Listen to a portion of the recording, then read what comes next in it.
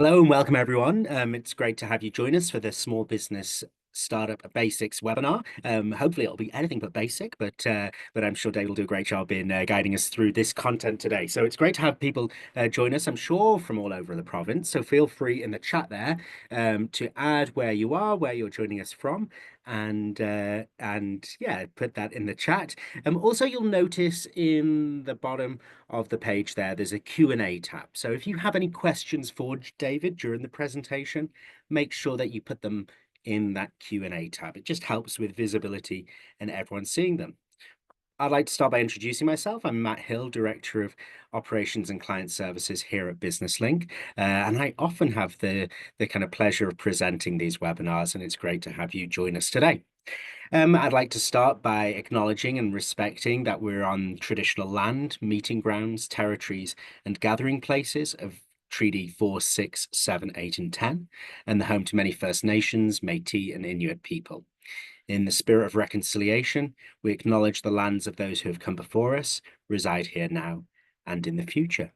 So thank you. And thank you, yeah, for those people joining us from Edmonton, from High River, I see in there. So we've got is there anyone kind of further to the north? From Lethbridge to the far south. So great to have people join us from across the province today. Now, the topic of today's webinar is Small Business Startup Basics, where you'll learn about the essentials of starting a business, including planning, financing, registration, and also find out about the resources that are available and there to help you too. To present today, I'm going to kind of manage the questions, do the easy part of this, but to present today, my colleague David Bayda is joining. Over to you, David. Awesome. Thank you so much, Matt, for having me here today to chat with all of our aspiring entrepreneurs on the small business startup basics that kind of really any entrepreneur is going to be working through. So yeah, thanks for hosting. And again, it's great to be here to again chat about some of those basic steps really every entrepreneur is going to need to consider. So we'll get started here. We do have up to an hour. If anyone has any critical or important questions that they want to maybe ask throughout that ties into the information, feel free to type those in the chat or the Q&A box, and we can try to get to as many of those questions as we can. And hopefully, if there's time at the end, we can also get through, again, some of those questions that are coming through from folks. So yeah, let's get started here, and yeah, we'll go from there. So we've done our land acknowledgement, so thank you, Matt, for that. And so for today, we're going to be talking a bit about BusinessLink, who we are and what we do, so the services and programs we offer here at our organization. Then we'll dive into a little bit about the planning and research side of things, about how you would research getting your business going. We'll talk a little bit about financing, how financing works, what options might be available, and then we'll get into some of those startup steps. So how to actually register your business, get it set up, look into licensing, things like that. So that's kind of the content that we'll be going through here today. So jumping in, we have a bit about BusinessLink, so who we are. So we're here to help Alberta small businesses to start and succeed. And really, we've been doing that since 1996. And we're set up as a nonprofit. We are funded by the Government of Canada and the Government of Alberta. And we're here to really serve any new and aspiring entrepreneurs, as well as those who are currently in business. And we do have a rich, diverse team here at BusinessLink who have just a wealth of knowledge and understanding in terms of getting a business going. So what we do, one of our core services is our one-on-one support. So at any point in time, anyone can give us a call, send us an email, and we can look at booking a one-on-one meeting with really anyone. We also have a number of programs that support entrepreneurs to, again, start and succeed. We host a ton of different webinars and in-person events throughout the year. And we also have a number of resources that you can download from our website.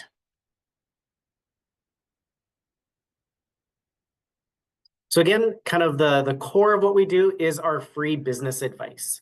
So like I mentioned, at any point in time, you can call us, email us, book a virtual meeting with us or in person. and we can offer free personalized information with your business questions. And it could really relate to any topic: how to find financing, how to hire your first employee, um, what things you need to think about before you actually get going, how to market yourself. We have a great team here that can chat with you, provide you resources, guidance, and information on helping you kind of conquer any of those challenges you're experiencing or any of those questions that you do have. And again, we have a really rich team of strategists right across Alberta, and we all bring something a little bit different in terms of our education and experiences. Okay. So a few of our programs I do want to highlight as we move forward here. We do have our business launch program. So if you're at the very, very early stages of getting your business going, we have our business launch program where you work one-on-one with one of our strategists, and we work through your idea. So idea development, we look at budgeting and financial basics, and then kind of the business planning process. Again, the majority of our services are free, including this one. We have our market research service. So if you're looking for data and specifically secondary market research, we can provide that information for you. So it could be stats, it could be data, trend information, tons of really, really good resources that our market research team can pull to help you, provide you with the information that you need, just to help you make better decisions. We also have our digital marketing program, which launched in January, and it's ideal for established business owners where you can meet one-on-one with a digital strategist. You'll get free support to help enhance your online presence and develop a solid marketing plan. And we do have quite a bit of interest for this program currently, so there is a wait list if you do find the link on our website. But again, fill out the wait list if you are interested, and you'll be contacted should there be any openings. We have our peerpreneur sessions. So we did find a lot of entrepreneurs at times might feel a bit lonely or isolated, and peerpreneur sessions really helps to bring business owners together to help support one another. And that's our peerpreneur sessions. And this is a 4-week virtual networking program. And again, it's designed for businesses 1 to 5 years in operation. And it's really to help you to connect again with other small business owners throughout Alberta through small group discussions. And applications are currently open for our March cohorts. We have our cash flow canvas program. So if you're looking for help in really managing kind of the financial situation with your business, cash flow canvas could be a really good program for you. And it's really to help provide you with the tools and resources to help you plan your financial operations, your budgeting, things like that. And again, we have a team member who can help work with you. And we also do 2 yearly cash flow canvas boot camps on cash flow canvas. And then jumping into our resources, we do have our interactive business plan builder. Maybe you're a bit new to the business planning process. And really this tool here is to help simplify your ability to write a business plan. And again, it's a completely online digital tool that anyone can access. You just have to create a login, username, and password, and that will provide you with access to, again, get into writing a business plan. It helps provide prompting questions for you and has space for you to type responses. So a really great tool. We have a number of events that we regularly do. So like this webinar, definitely check our website for any upcoming events. We have a newcomer forum coming up in March in person. And of course, we celebrate Small Business Week in October. We'll have a number of events planned for that. And if you're looking for an event, for us to participate in an event or a presentation in your community, we're happy to explore those options as well. And again, on our website, businesslink.ca, we have a ton of articles, guides, blogs, inspiring stories of some of our current clients. Definitely check some of those out. We also again, you can connect with our team, any of our business strategists, to learn more maybe about some of the additional services you might be able to access. And lastly, feel free to sign up for our newsletter. You can do that online. It comes out every 2 weeks approximately. And there we provide information on current events, upcoming opportunities, other external programs that might be beneficial for you. So feel free to subscribe to some of those. And that covers some of our specific programs offered here at BusinessLink. But I do really want to ask everyone attending here today, what is your business idea? So we have people attending, I see, from all across the province, kind of every city and town. But I do want to know, what is your business idea? What are you looking to launch and start? If everyone could take just a quick moment to type that in a chat, that'll just help provide a bit more context as I go through the presentation. So again, yeah, take a quick moment, type in the chat. I'm always interested to see kind of types of entrepreneurs we have attending. So the first response, I see a dance coach. Very cool. That's a neat service. Restaurant, nightclub. Restaurants are definitely a popular business we see a lot. We have some spas, digital design and services, doggy daycare. Yeah, definitely needed. Plus size thrift shop. So clothing business. We have some healthcare. Okay, great. A good diverse array. Car wash with cafe. That's quite an interesting one. Have a coffee while your car is washed. Awesome. So thank you so much, everyone, for sharing. So our first section that we're going to dive into is the planning section. And I'd like to start off with kind of a definition of what is an entrepreneur. And I guess entrepreneurs can go by many, many different names, but I think what the big thing is, you're going to be kind of a self-employed person. And whether you call yourself a founder, side hustler, home-based business, contractor, subcontractor, it's all kind of the same thing, right? You're kind of here to start a business, generate some revenue, and kind of doing that on your own. So I think it doesn't really matter what you call yourself. You probably are an entrepreneur. So there's a lot of things to kind of consider when you're diving into the realm of entrepreneurship. You can look at doing some self-assessments to kind of help understand your kind of ability and readiness to, again, own your own business. So I think kind of the first question is really understanding, why are you starting a business, right? What is kind of that intention? Are you looking to generate some extra income? Maybe you were laid off and you need to start something on your own.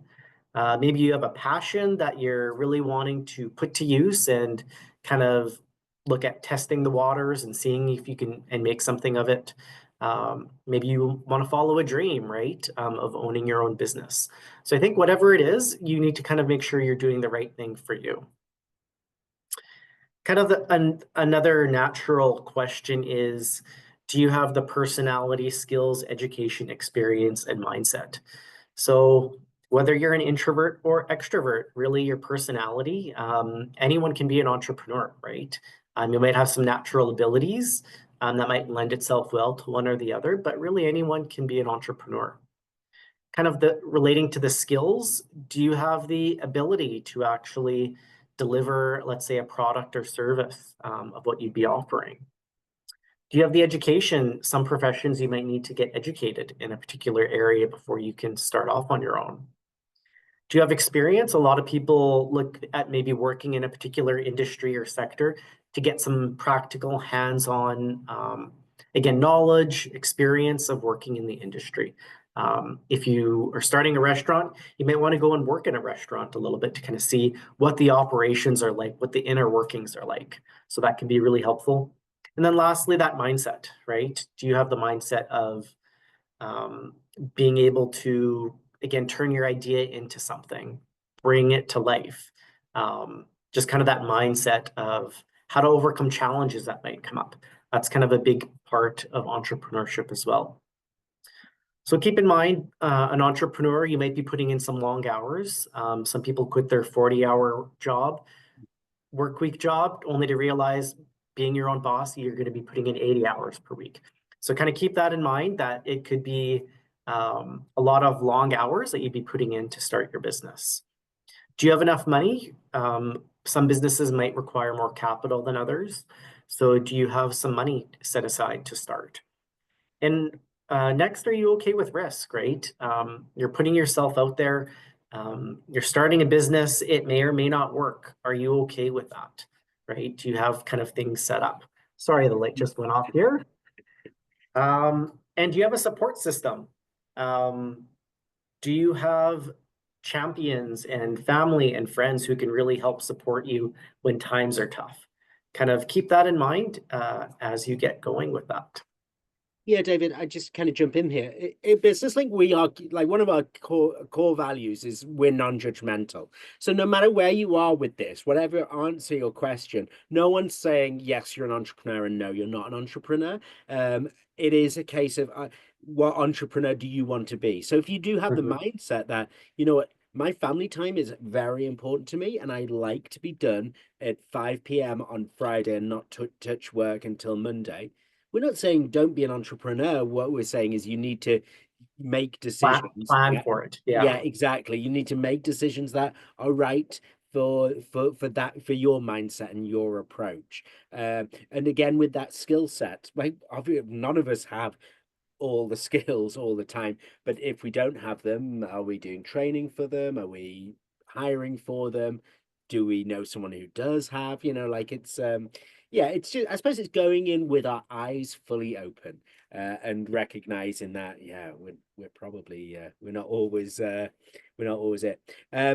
Can if you have any questions, folks, it's great because then David can kind of apply what he's saying to actual real world examples.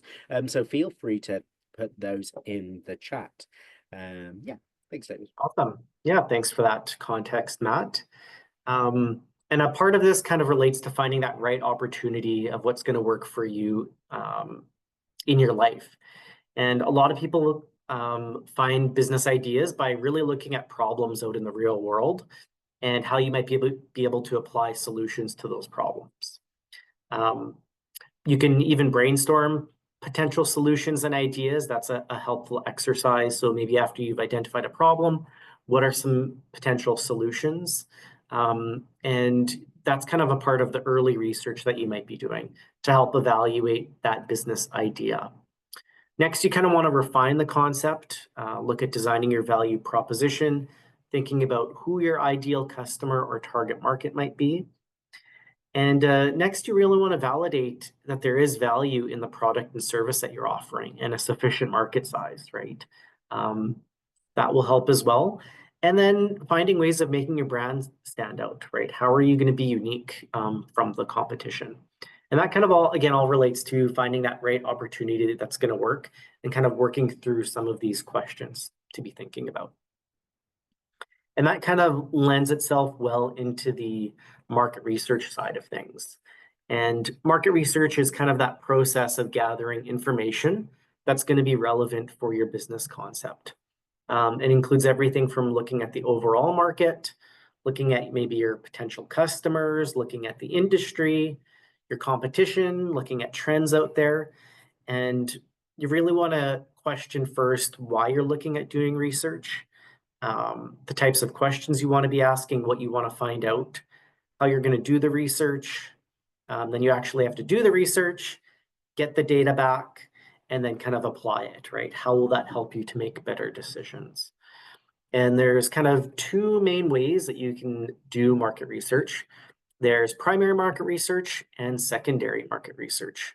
Primary market research really includes kind of gathering information firsthand, directly through observation or asking questions, whereas secondary market research is really looking at data that's already in existence. So information and resources that's already out there. And then that data that you're collecting, it can either be qualitative, which is a bit more descriptive, so using words, describing things like how and why behind behaviors. It could include things like feelings, opinions, behaviors, attitudes, and there's also quantitative. So it's a bit more factual. We're dealing with numbers. So things like how much, how many, percentages, quantities, things like that. So the data could fall under each of those. And how do you actually do market research? So looking into, again, primary and secondary. Primary, like I mentioned, you're collecting information firsthand. So this is going to be information you're collecting from potential customers. Maybe you're going to be doing an online survey using tools like SurveyMonkey to, again, collect some data. Primary research could also be through observation, right? Maybe if you're starting a daycare, right, you can go and maybe see an existing daycare, how many people are walking in per hour, what ages of kids, how many kids are going in, what's the demographic group, right? So directly through observation, again, all of that's primary market research. So you can do surveys, you could do focus groups, observation, all of that falls under primary. Secondary market research, again, is information, like I said, that's already out there. So this could be information you're collecting from databases like Stats Canada that has tons of great information on it. It could be information that maybe you've read in magazines and websites and newsletters and newspapers. So kind of all of that published material. Again, we at BusinessLink have access to some really great databases, and we can help find secondary market research for free for you. So again, if that's of interest, definitely reach out to us and we can connect you through. And again, secondary market research, just for a little bit of clarity, that would include things like demographics, trend information, financial ratios. It could be competitor lists. Yeah, just kind of any data that could really be useful to help aid in some of your decision making. David, I know oftentimes we get the question with market research like, oh, I don't know how to price my product. How am I using market research there? Like what could I do? Is it all secondary or primary? What? Yeah, I would say it's probably a combination of both in terms of pricing your product. You could look at, let's say, what your competitors are currently charging. Some of those financial ratios our market research team might be able to pull for you.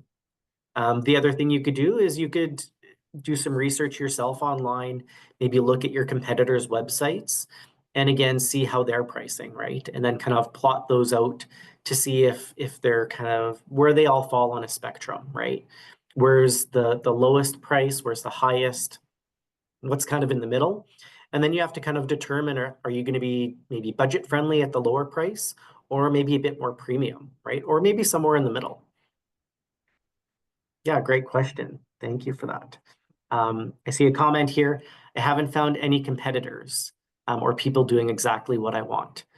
That's, yeah, an interesting perspective. I will mention there is such thing as there's direct competition and indirect.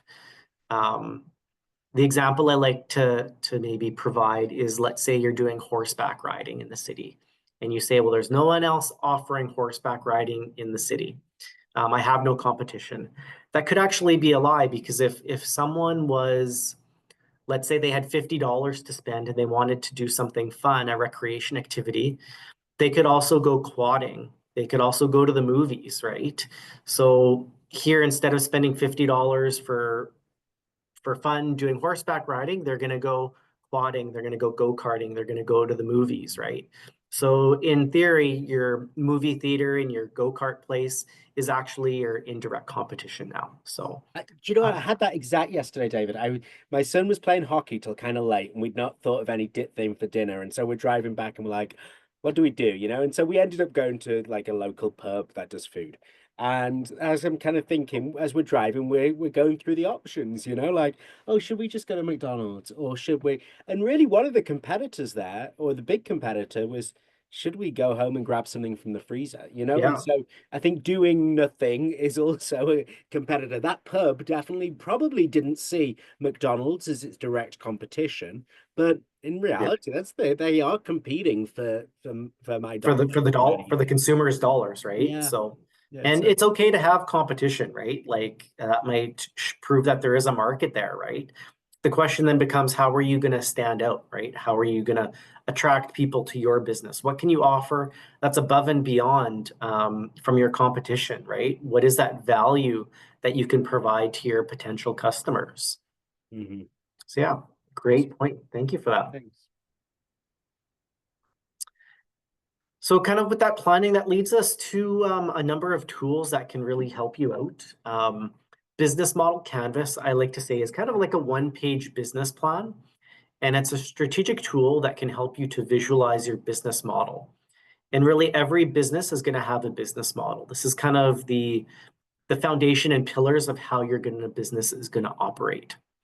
And one value of this, again, it's a free tool you can download, you can find online.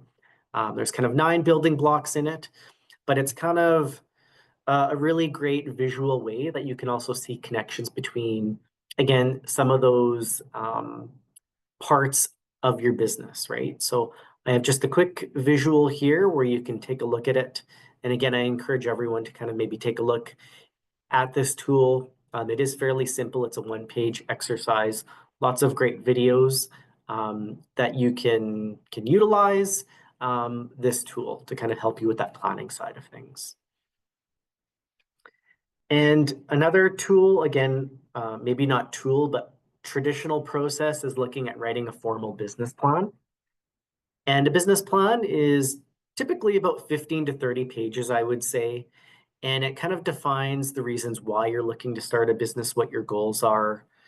And it also looks at all the different major aspects of running your business, from your marketing, your operations, your financing plan, all of it. In theory, you should be able to hand your business plan to someone else. And without you even talking to them, that person would be able to start, run, and launch the business, right? Without asking you anything. Typically, that's how much detail you want. But again, it depends on the complexity of your business. And I guess the purpose of the plan is kind of multifold. It's kind of a roadmap. So all that planning you do, eventually, hopefully, you'll get to implement your plan. So when you're ready to go and you're starting off, you can kind of turn to page 6 and see how you get going. When you have questions about how you're going to market yourself, right? Page 13 talks about your marketing strategy and how you're going to utilize maybe Facebook or Instagram and what your first ads are going to look like. So that's kind of the value in doing a business plan. Next, if you're going to need any funding, your lenders or financiers or your business partners, they're going to want to know that you have a secure plan in place, that you've really researched everything. And yeah, that will kind of help them decide whether or not they want to fund your business. So there's a lot of different ideas of why you want a business plan. Some of the main areas that you may find in a business plan, I'll just show you very quickly here. Um, Normally, there's about 8 to 10 different sections. You'd want to have a table of contents really thoroughly outlining all these different parts. But these are kind of the traditional areas that you'd expect to find in a business plan. And I know one of our questions, is it beneficial to have a business plan if you're looking for grants? I would say yes. Yeah. A lot of grant programs, if they're out there, they may have a requirement that you need to submit a business plan, or at least on any applications, they're going to ask you very specific questions. If you have your business plan already done, it's very easy to pull that information into it. So Matt? Yeah. Yeah. And I Yeah. suppose that's it. It's having that business plan that is right for the purpose that the business plan is intended. So I started my own business and I didn't need a bank loan. It was kind of small and I was starting it with my own money. But I was married at the time and really my business plan was used to convince my wife that it was the right idea for me to leave my leave my job and my pension and my benefits. And so that's a very, very different document to that which I would submit to ATB. So it's really understanding who's the audience for this, and how is the business plan serving you? Like we would say at Business Link, obviously with the advent of ChatGPT and artificial intelligence, it's it's easy to write a business to have a written business plan now, but is it really meeting your needs? Like I could, by lunchtime here, I could have a business plan. But is it helping me in any way if I don't kind of own and understand that information myself? It might look amazing, it might be incredibly well written. It's probably not going to be incredibly well written, but it might look amazing. But is it really going to serve the intention that I have for it? So definitely, yeah, to kind of think about that. It doesn't have to be this kind of perfect published document. It has to be a tool that is useful to you. Yeah, and great point, Matt. Like some people decide to do a business plan, others don't. And I think the true value in the business plan is actually the business planning process itself, right? Um, it's kind of going through those exercises, doing your research, making sure you're making good decisions, that things make sense, things connect, right? It's kind of going through that process that I think is the true value versus like a finished product business plan that again, if it's written too generic and you haven't taken the time to explore things, right, isn't going to provide much value to you. So So true. thanks. A question there for you, David. Yeah. Do you have someone who can look over a business plan and provide? Yes, we do. Yeah. So our business strategist team can definitely take a high level review, offer some feedback, suggestions, just some things to maybe think about to help look at maybe improving your business plan. So yeah, we have a team of strategists that can certainly do that for you. Great question. Thank you. And I think the big thing is don't feel intimidated about starting your business plan. I think you just have to get going on it, right? Tons of samples that you can find online through Google. So definitely explore some of those. And I think just get writing, whether it's on paper or electronically. Be open to getting feedback, right? So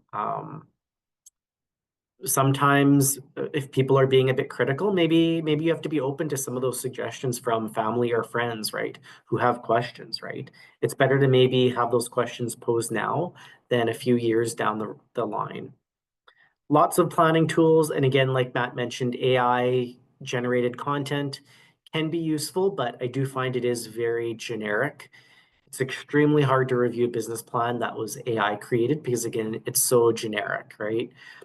I think AI is useful in maybe providing some of the ideas and concepts and themes that you might need. But again, I think you have to take the onuses on yourself on actually writing the content. And again, providing much more specifics from what something like AI might be generating for you. Because questions will come up, right? If you're going to the lender and you've decided something, the lender will maybe ask, well, how did you come up with that decision, right? If you say, well, that's what AI told me, probably not a valid enough reason, right? So you want to say, oh, no, I did 50 surveys from my potential customers, and here's the data, and I'm referencing it here on this appendix, and this is what they said, right? That's much more powerful than something generic that's coming out through AI. Okay. Awesome. So that covers our planning section. Next, we'll jump into financing.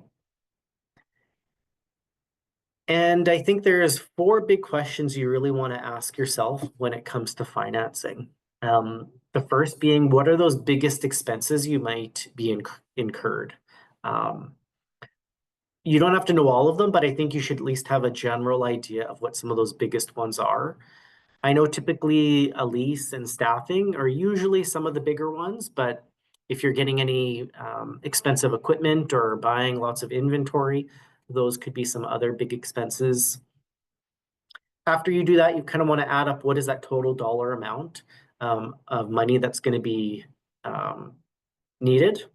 So how much does it equal? Is it $5,000? Is it $100,000? And then you want to look at really how much money you're going to be investing yourself. Um, the vast majority of business owners are personally investing into their business. And again, if you don't have enough money yourself, where's the remaining money going to come from? Right? How are you going to find those remaining dollars? So those are four really key questions you kind of want to think about in relation to financing.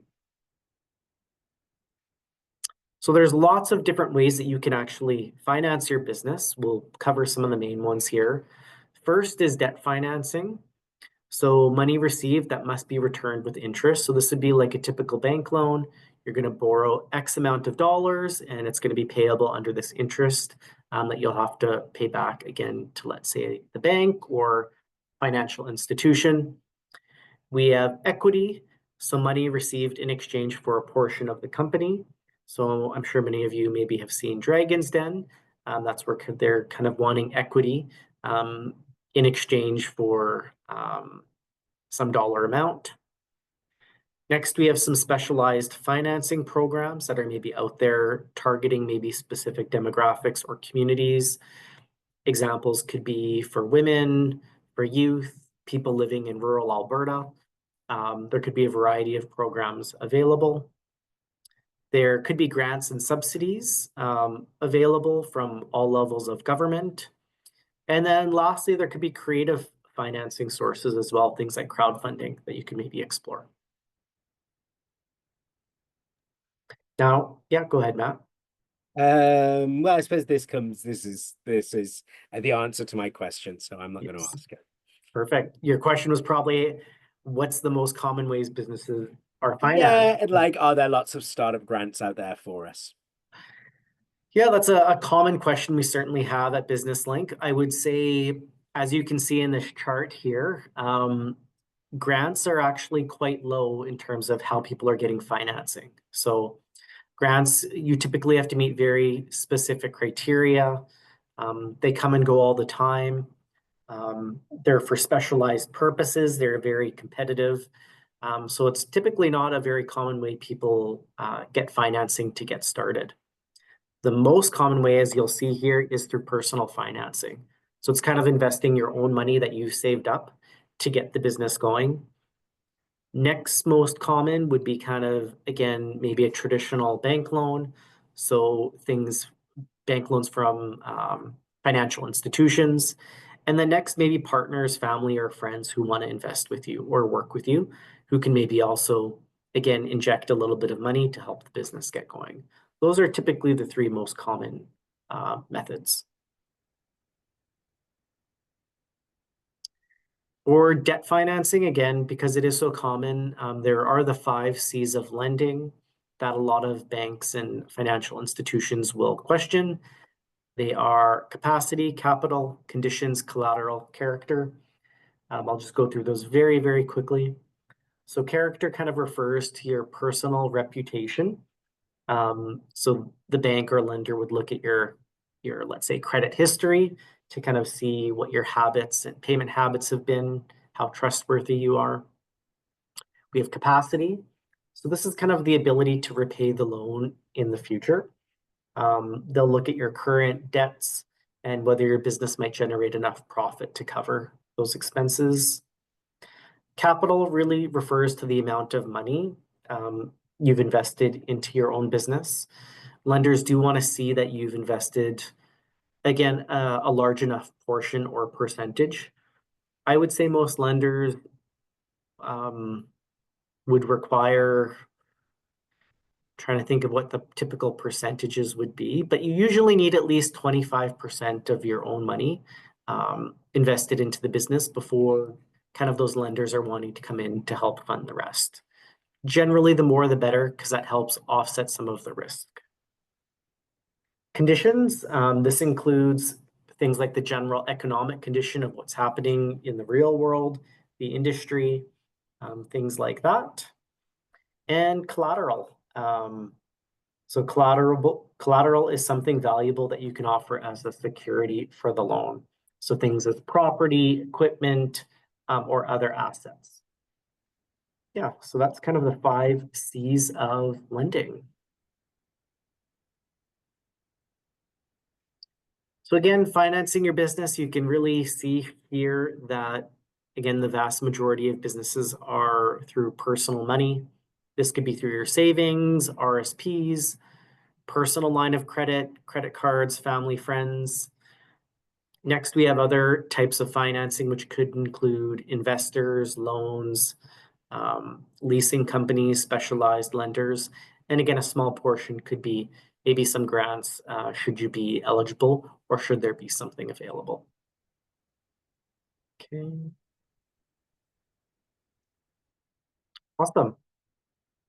Great. Well, that includes our, again, planning and then financing section here. So we'll move on to actually getting your business up and running.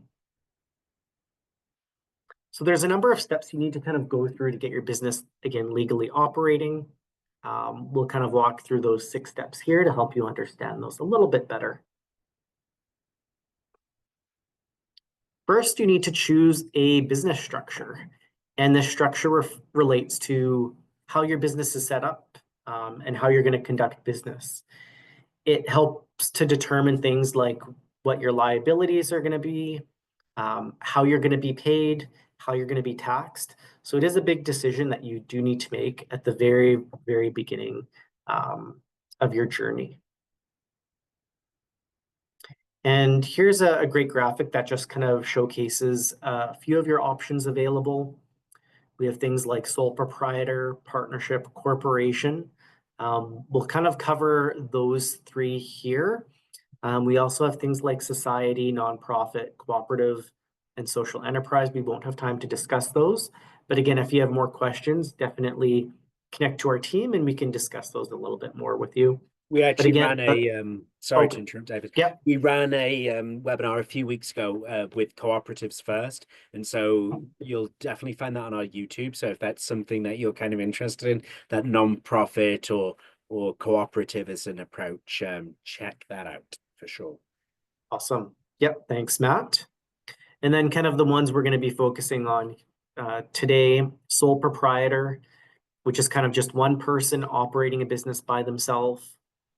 Partnership, which is 2 or more people carrying on business together.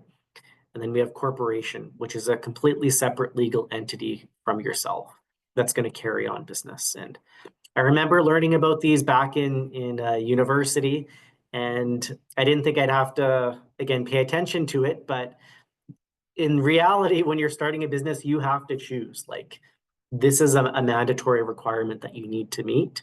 It's not some theoretical thing. So again, one of the most important decisions is how you're going to structure yourself, because there's big impact with that. And we'll go through kind of some of the pros and cons of each very quickly here. So again, like I said, sole proprietor, it's just one person who agrees to, again, carry on business. The big advantages is it's very simple to set up, very cost effective, so not as expensive to do. The owner gets to make all the decisions. They receive all of the profit, a little bit easier accounting requirements. But the biggest drawback is you have, again, unlimited liability. So should anything happen, it would come to you personally. So your personal assets could potentially be at risk under a sole proprietor. Again, kind of keep in mind, you are the business is you, a sole proprietor. The other disadvantage is, again, the owner assumes all debts and obligations. You don't have any business partners. It can be a bit difficult in raising capital. You don't have as much name protection. Those are kind of some of the drawbacks. That's kind of the first we have. Next, we have partnership, which again is 2 or more people agreeing to enter into business together. Again, the pros would be very simple to set up, easy to operate, less expensive, so not a big cost. The other really good thing is you get to share resources with the partners, right? Shared decision making, shared profit, but also shared risk. And again, slightly easier accounting requirements. The disadvantages, though, again, would be unlimited liability. So what that means is, should anything happen, all partners involved in that partnership would be liable. So that's kind of a little bit of a risk there. Potential for conflict between the partners if there's a disagreement or dispute. How do you resolve that? Potentially lack of continuity and not really much name protection as well. If you go the partnership route, it is often suggested that you have a partnership agreement drafted.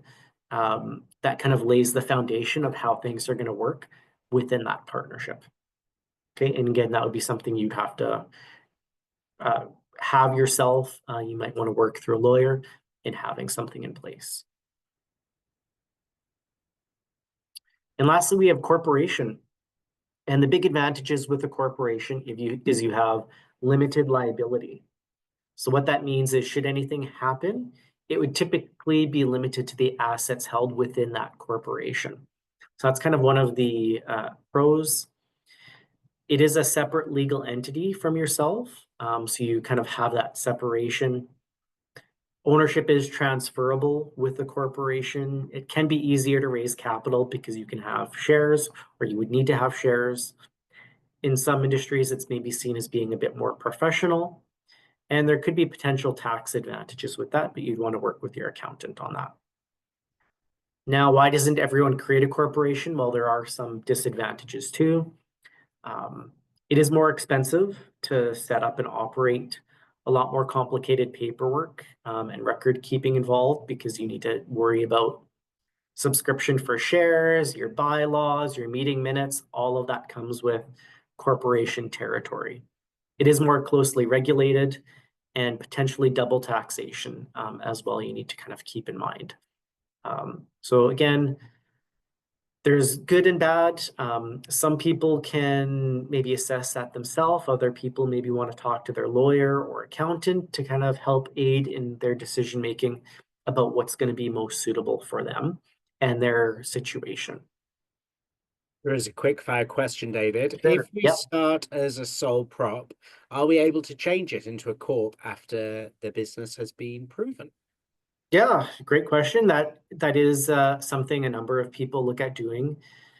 I think the big thing is you can't really turn into one. You'd have to kind of close down, let's say, the sole proprietor, open up a corporation, which is a separate legal entity, and then transfer any assets that you wish to the corporation for fair market value. And then you also want to make sure you amend any documentation and any agreements that you have to reflect that new corporate status. So you kind of can transition, but you'd have to officially close down the one and open up the other. But yeah, great question. So to actually register, we have kind of step 2 with a sole proprietor. You'd fill out the declaration of trade name form at a registry office. The costs are maybe $50 to $100. Every registry is different though with those prices. And like I mentioned, you don't have name protection with it. You can do a nuance report, it's optional, just to get a sense of kind of what other names are out there. Okay, so that's for sole proprietor. For corporation, like I said, it's a separate legal entity, so you'll have to kind of choose LTD, Inc., or Corp behind the name that you wish to go with. You can incorporate either provincially or federally. In terms of the options that you can go through to incorporate, you could look at doing it yourself. There are do-it-yourself incorporation kits at many registry offices. There's also online providers like Owner, and you could also go through a law firm. That's kind of the traditional route to make sure everything's done correctly. Now, there are a couple things you need to do if you incorporate. You need to do the nuance report if you're having a named company. And there's also 3 forms you have to fill out: your articles of incorporation, your notice of address, and notice of directors. And the cost varies. It could be $500 to $700 if you're doing it yourself, maybe $1,000 or $1,500 if you're going through a lawyer. Okay. So yeah, that's kind of what's required for corporation. And a couple last points there. You need to make sure if you incorporate, you file your annual return every year at a registry office. You need to also maintain a minute book with your corporation. And if you have partners, you may want to have a unanimous shareholder agreement. And again, you probably want to be working with, well, an accountant and lawyer to help with some of those accounting, tax, and legal requirements. And when you're looking at doing anything a little bit more complex, like holding companies or divisions, you really want to consider that professional advice. Yeah, there's just again a quick fire question. I Yep. can answer. Is incorporation the same as corporation?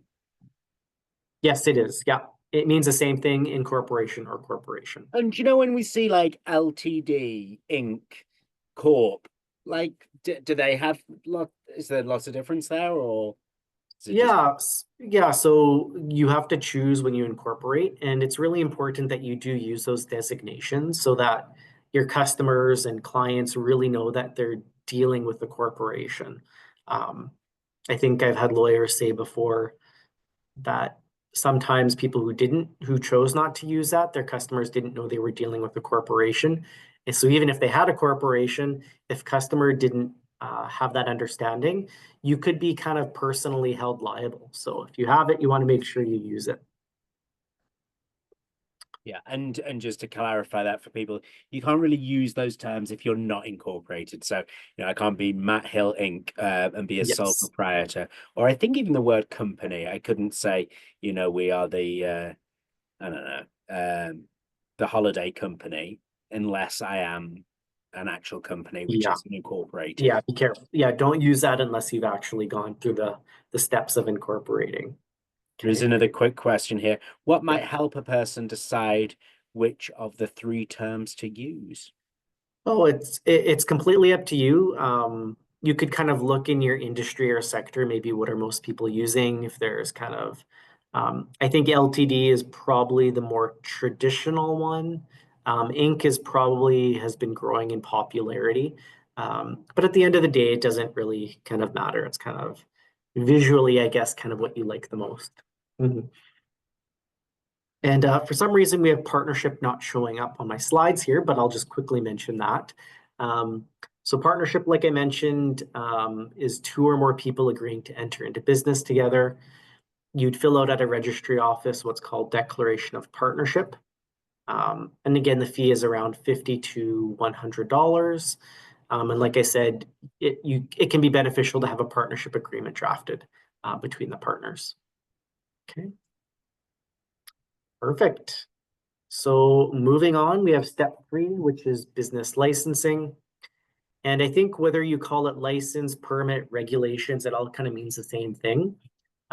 It's kind of just government regulations. And these can be set by all levels of government from municipal, provincial, and federal.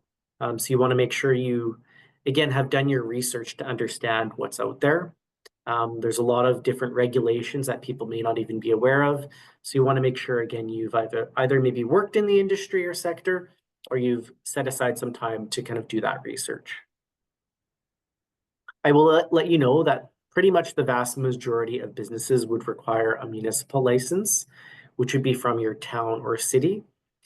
If you're going to operate from home, it could be like a home-based business license. If you're going to have an office location, that could be something a little bit different paperwork you follow. Usually it's a license and or development permit, depending on kind of the space you're looking to use. There could also be particular bylaws you need to be aware of.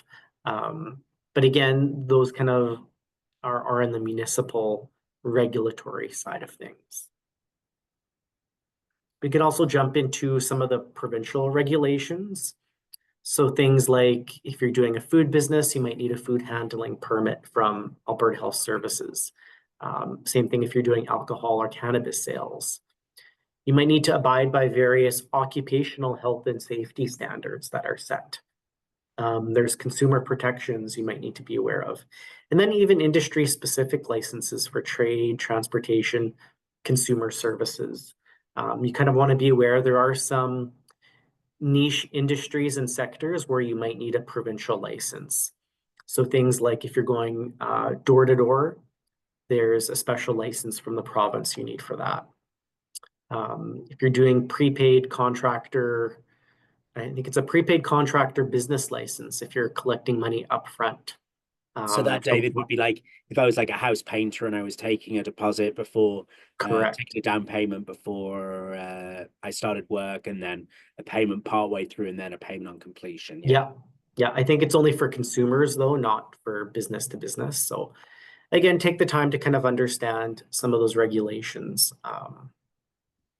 And then lastly, we have federal, right? So typically these are things relating to mass consumption, consumer goods, financial services, travel, transportation. Um, Enforcement agencies could be things like Health Canada, maybe you're importing or exporting food, Canada Border Services Agency, Canada Food Inspection Agency. So there's a number of things to kind of be aware of. And again, I think the big thing is just be aware, do some of that research. Next, we have getting a business number. So kind of like how individuals have a social insurance number, a business number is a unique 9-digit identifier number for your business. Now, if you've registered your business through a registry office, you automatically should have received one by email. If you weren't, you might need to contact Canada Revenue Agency for that. And then after you have that business number, you can also look at attaining additional program accounts depending on what you're needing it for. So there's things like GST, payroll deductions if you have employees, corporate income tax if you're incorporated, or if you're importing or exporting. And again, this just talks a little bit about taxation. Sole proprietor, you can see you're claiming it on your personal tax return. Corporations, you have to fill out a corporate income tax return that you'll pay tax appropriately. And then depending on how you take money out of the corporation, you might be taxed again on it. So I think the big piece of advice here is work with your accountant. And lastly, kind of other considerations, things that you want to think about. Have you looked into things like business insurance, commercial insurance? Have you set up a bank account? Do you know how your bookkeeping is going to be working? What about some of your marketing materials, like your website and social media handles? Have you thought about those? Do you need any additional agreements or contracts written for the work you're doing? And lastly, take the time to maybe build a team, right, of supporters and experts who can help you. And our last slide here is just how you can reach us. We have our toll-free number. We have our website that you can connect to us at any point in time. And I think we might have maybe 3 minutes for questions here. Perfect. And one arrived right then. Just before we go on to those, Alberta is relatively straightforward in terms of doing business and starting businesses. You know, in all those kind of surveys of places in the world that are easy to start business, Alberta pretty consistently performs at the top of those lists. There are regulations, licensing, but it is, I mean, it is to protect us as consumers and the communities that we live in. If we think about them, you know, it's the regulations are things that stops people opening a junkyard in the house next to me, or make sure that when I go into a restaurant, I have can have some confidence that the food's being prepared in in Yeah. a clean environment. So yeah, like there are always regulations and there's licensing requirements, but they are to protect consumers or the places we live in. Just a question here. So, is there someone available who can assist me with what is necessary for a business license and zoning requirements? I've been researching Edmonton area, and it seems that a building permit is required before getting a license, and it is suggested to get a permit before signing a lease. Definitely. Yeah. Any suggestions on how to do this without losing the property while waiting for permit? I think every city is going to be different. So us here at Business Link, just because we have a provincial mandate, Mhm. we don't get too much into the specifics of every town and city. But I do know, for example, City of Edmonton, they do have a special, I want to say, area or department where you can get one-on-one guidance to help facilitate that process. That should be found on the City of Edmonton website. They should have a section for that one-on-one support to get help in kind of navigating those licenses and permits and bylaw side of things. So I don't have access to it now, but you should be able to find that on the City of Edmonton website. There is someone who can help work with you to kind of help make that process go a little bit easier. Yeah, we definitely encourage just, you know, give them a And call. Edmonton and Calgary, we know most about, don't we? I called actually Calgary for a client not too long ago, and I think within 30 seconds, I was speaking to a real person. And for leasing, I know just last week or the week before we had a webinar on leasing. So be sure to check that out on our YouTube page with the leasing coach. Really good content there. So yeah. Yeah, for that inquiry, particularly the things that are written there, please watch that webinar because it's going to be so useful for you. Please don't rush into a lease Yes. for fear of losing a building.